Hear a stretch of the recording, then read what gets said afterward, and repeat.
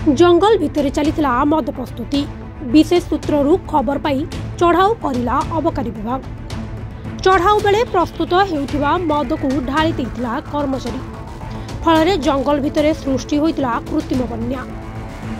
एभली घटना घटी उदला अबकारी विभाग अधीन पथुरिया ग्राम रे। विशेष सूत्ररू खबर पाई ग्राम निकटरे थिबा जंगल भितर अबकारी विभाग चढ़ाऊ करिथिला। जुआड़े चाहिब ड्रम भर्ती महुल पुचो तासह चली देशी मद रोषे। जंगल भितरे मदर साम्राज्य थिबा नहीं जानिथिला विभाग।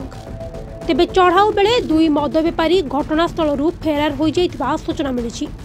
सेपटे अबकारी कर्मचारी ड्रम रे थिबा पोचोगुड़ी को ढाली नष्ट कर देइथिबा बेले बिक्री पाई थिबा 350 लिटर देशी मद मध्य नष्ट कर देइथिले।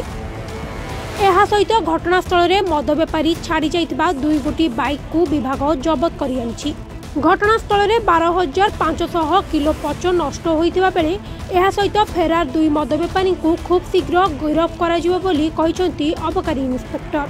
हमर सुपरटेंडेंट प्रशांत कौर निर्देश क्रमे पेट्रोलिंग ड्यूटी आम एफआईआर फोर्स मजिस्ट्रेट सहित पेट्रोलिंग कर उदय पेट्रोलिंग करूँ।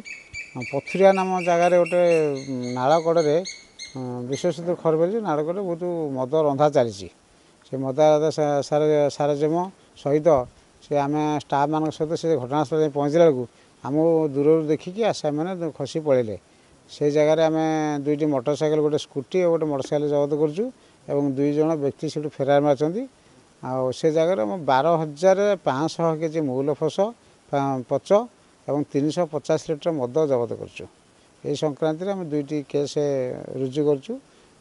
आगामी दिन में से आसामी को धरिया आम चेष्टा करूँ। उदलारू दीपक मिश्र रिपोर्ट रिपोर्टर्स टुडे।